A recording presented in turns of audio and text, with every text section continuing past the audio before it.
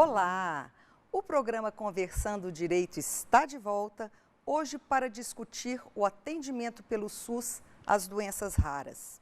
Estão aqui conosco para nos ajudar a compreender melhor sobre o tema o desembargador do Egrégio Tribunal de Justiça do Estado de Minas Gerais, Dr. Renato Dresch, e a advogada Regina Ribeiro, que é especialista em Direito da Saúde. É um grande prazer recebê-los aqui.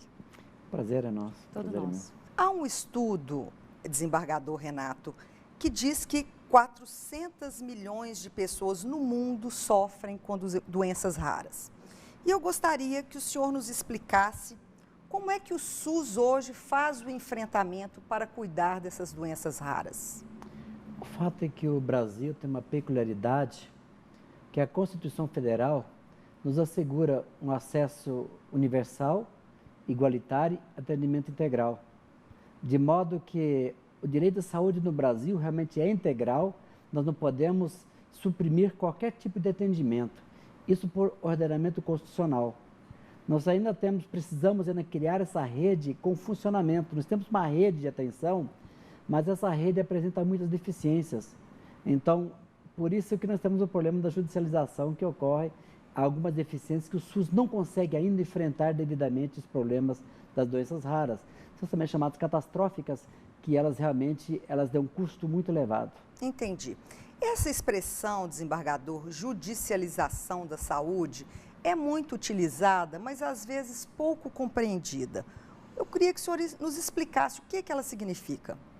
Na verdade, a judicialização, ela é uma anomalia, porque saúde é questão médica que deve ser tratada pela medicina. O fato de haver essa deficiência do tratamento da saúde pública, sobretudo, ela acaba indo para o Poder Judiciário. Ou seja, as pessoas buscam, através do Poder Judiciário, ter o acesso à saúde. Então, através do processo judicial, então nós chamamos que esse processo é de judicialização de demanda de acesso à saúde. Doutora Regina, o desembargador nos disse então que há uma segurança, né, no plano do direito constitucional para garantir a saúde dos brasileiros. O que isso significa, especialmente para essas pessoas que têm uma doença rara e que às vezes o custo para o tratamento é muito alto? Bom, como diz o desembargador, a Constituição garante a todos, independente da moléstia que cometer a cada um deles, porque ninguém escolhe a moléstia que é cometido, o direito de ser atendido pelo SUS, no caso, o Sistema Público de Saúde brasileiro. Então, quando se fala em doença rara e que há uma maior dificuldade no atendimento por doenças raras, na verdade, nós estamos falando só de uma questão de operacionalização do SUS, porque juridicamente todos têm esta garantia, seja porque tem uma hipertensão, seja porque tem uma anemia falciforme, que é considerada uma doença rara. Entendi. E hoje em dia há legislação, inclusive infraconstitucional, para garantir esse acesso à lei orgânica do SUS, que é a Lei 8080, se não me engano, de 90, né? E tem as portarias do Ministério da Saúde, que tem feito realmente a implementação dessas políticas de atendimento, inclusive às doenças raras. Nós poderíamos dizer, então, que há uma política estabelecida para cuidar desses casos? Das doenças raras? Há raras? uma política nacional para isso? Várias. A mais recente, ela é de 2014, é uma portaria do Ministério da Saúde que criou comissões de profissionais da área de saúde, credenciando institutos, hospitais e clínicas de maneira geral, para proporcionar um atendimento multidisciplinar na área de doenças raras. O problema disso, que a gente não pode esquecer, é que nós temos catalogadas no mundo quase 8 mil doenças raras. Então, por mais que haja essa garantia constitucional e boa vontade do Ministério da Saúde, das Secretarias de Saúde, em fazê-las funcionar, são muitas doenças e são raras. O que faz um outro agravante. Os laboratórios, que é quem pesquisa os tratamentos para essas doenças raras, não tem muito interesse em fazer esses medicamentos, em criar as saídas medicamentosas, porque, como são poucos que vão consumir os medicamentos e os tratamentos... O custo é alto. O custo é alto, então eles não têm um retorno que eles gostariam de ter. Então, na verdade, a dificuldade não é jurídica propriamente dita. Juridicamente, a gente tem esse direito e consegue realmente fazer valer. Mas a operacionalização do tratamento da doença rara, por várias razões, é que é dificultado. Pois, entendi. Agora, desembargador, digamos então que alguém que tem uma doença rara não encontra essa operacionalização que a doutora Regina mencionou e vai ao judiciário. O judiciário está preparado para receber essas demandas? Como que isso é na prática? O judiciário, na verdade, tem muita deficiência para compreender o sistema de saúde. Aliás, nós somos preparados para cuidar de direito e não da saúde.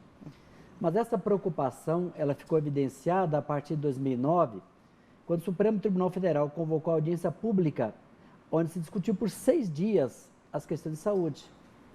E a partir dessa audiência pública foi decidida uma suspensão de tutela antecipada do Ceará, a chamada STA 175, em que o Supremo fez uma análise geral da organização do sistema de saúde. E a partir disso, o Supremo Tribunal Federal, ou o CNJ mais especificamente, presidido pelo presidente do Supremo Tribunal Federal, baixou a recomendação 31, recomendando que os tribunais criassem meios de apoio aos magistrados para que eles pudessem decidir com alguma evidência científica, um apoio técnico daquelas demandas. E em 2010, também o CNJ criou o Fórum Nacional do Judiciário para a Saúde, exatamente para que se discuta a nível nacional aquelas principais demandas que existem com saúde. O CNJ recomendou realmente que se criassem meios de apoio aos magistrados. Aqui em Minas Gerais fizemos uma parceria com o Hospital das Clínicas, com o Tribunal de Justiça, em que o juiz, ao decidir uma liminar, tinha o acesso ou tem acesso a uma nota técnica para que ele possa, eu pego uma demanda na minha mão com o relatório médico que a parte nos traz e o juiz pode consultar aquele apoio técnico se existe evidência científica daquilo. Uma questão que eu sempre levanto muito, que nós precisamos decidir com cuidados de evidência científica daquilo que está sendo reclamado. Que quando nós decidimos ser evidência científica, nós acabamos às vezes causando mal maior ou muitas vezes, através de demandas judiciais, se busca milagres, quando sabemos que a morte é iminente, também o médico sabe disso. Então, a partir desse momento, às vezes temos gastos muito grandes. E o Poder Judiciário tem sido refém dessas questões. Até porque, pelo artigo 5º, 35 da Constituição Federal, o princípio da inafastabilidade da jurisdição não permite que qualquer lesão ou ameaça a direito deixe de ser apreciada pelo Poder Judiciário.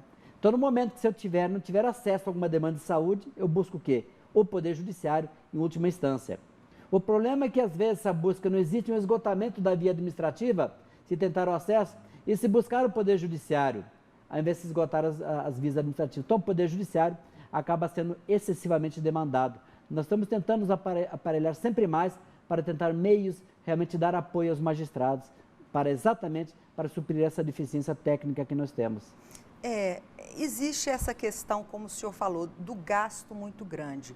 Às vezes, aquele recurso que é utilizado para um requerente poderia ser utilizado para uma política pública que atenderia muitas pessoas. Não existe isso? Tem a chamada cláusula da reserva do possível, mas essa ainda não sensibiliza o Poder Judiciário e a área jurídica. Primeira razão, os municípios realmente gastam em média, em Minas Gerais, isso é média nacional, 23% do orçamento com saúde, enquanto o mínimo é de 15%. Os estados devem gastar o mínimo de 12% e gastam 12%.